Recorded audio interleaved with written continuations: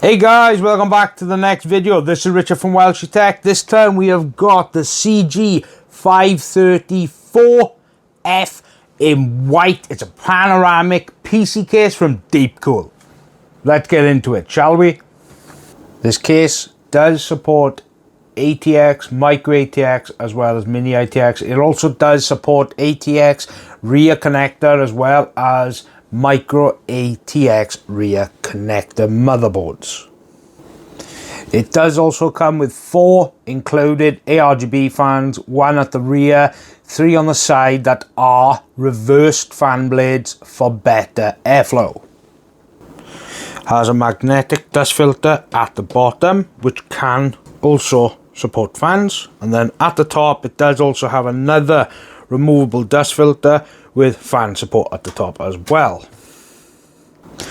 As for fan support, this does support 120 fans. It can support a 240 or a 360mm radiator, as well as 3 120mm fans.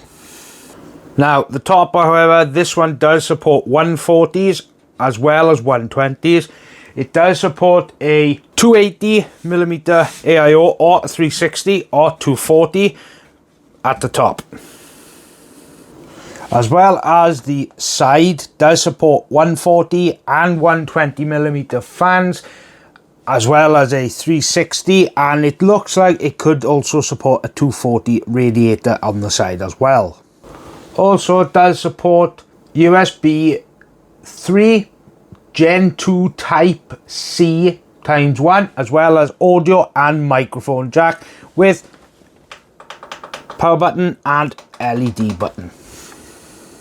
The rear of the case does support 7 PCI slots. It does also have fan mount there, as well as a cutout for a power supply, as well as the IO shield cutout there as well. Also the back is ventilated with a lot of perforations. This case does support 210mm PSU lengths, and also the back does support 3.5-inch drives as well as 2.5-inch SSD mounts. Included accessories does include 4 zip ties, the overall manual, as well as the motherboard screws, and that's pretty much it for the accessories.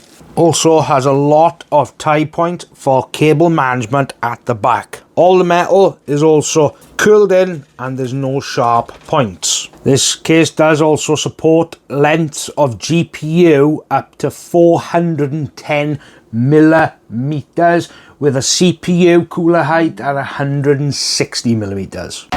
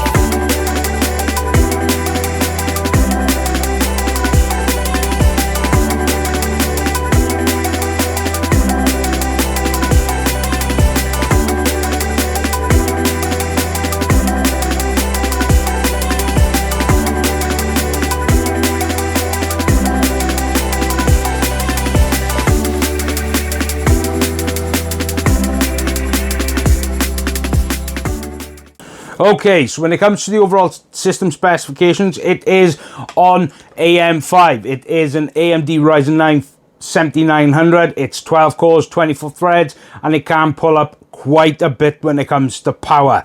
The platform it's actually on, it is a B650 MSI Edge Wi-Fi motherboard. It has 32 gigs of DDR5.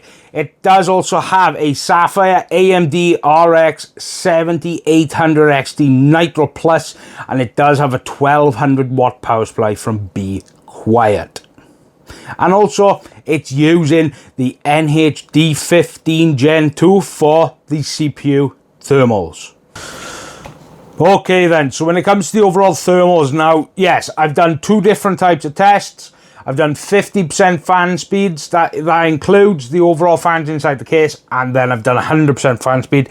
But I've also included the thermals from the GPU, because that is the one that's going to draw the most power, and it's the one that's going to generate the most heat.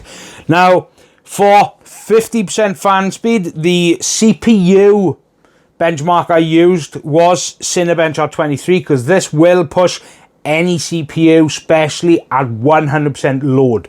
It's a very, very hard instruction set in any CPU, and it will push any CPU to its absolute max. So we'll start with the idles when it comes to the GPU and CPU. So for the idles of the CPU, it was 31 Celsius.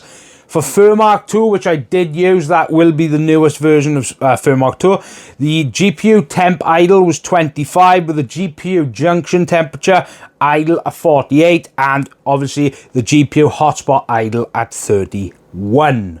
The main ones for GPU you actually do have to worry about is the junction and the hotspot. They are the ones that are going to get the hottest. So these are the max temperatures that I recorded during testing. Now these were run for 10 minutes to make sure that that entire box gets hot. Now the CPU did go up to 91 Celsius, one of the highest I've seen, but this is in it's in a dual tower case, so that was expected. Now the GPU temperatures were 61, the junction was 84, with a GPU hotspot temp at 83 Celsius. Now, for 100% fan speed, that does include the case fans as well as the Noctua NHD15 Gen 2. That is having their fans at 100%. I did not touch the GPU. I left that at default. So, the idles were 33 for the CPU. The idles for the GPU temperature were 21. The GPU junction temp idle was 46, and the GPU hotspot temp was 27. So we've already seen some come down already. Now, at 100% fan speed, this is pushing the CPU for 10 minutes and the GPU for 10 minutes in Furmark. So for CPU, the highest it went was at 88 Celsius. We've already dropped some temp there. The GPU temperature is quite odd. It actually went up, so from 61 to 65. The junction was 86, and the GPU hotspot temp was 88 at max temperature. Okay, so what are the conclusions? Well, 1, it supports a lot of fans. 2, it supports radiator support. It supports AIOs. It does support standard case ATX, micro ATX motherboards. It does also support the back connector motherboards as well. Very nice dual chamber case, panoramic glass, dust filtration on top as well as the bottom. It's got an included ARGB hub, which is fantastic. More brands should start doing that. It supports very, very, very long GPUs. As you can see, the 7800 XT Nitro Plus is not a small card by any means. This is a very big card, and it fits that absolutely no problems. Room, well, as you can see from here, it fits it just perfect, and quite honestly, I do love the overall fans. But then again, I just love the infinity mirror effect on all ARGB. I just think it's an amazing effect, and it's nice to see that they had fans included with it. And quite honestly, the fans look absolutely stunning as well. But then again, white always looks better, in my opinion. So, if you want to buy it, I will be leaving links down below. But if you want to buy it specifically and save money, then use this link that pops up by here. This is backtotheoffice.co.uk. Use this code by here, WELSHY5, and get 5% off your checkout today.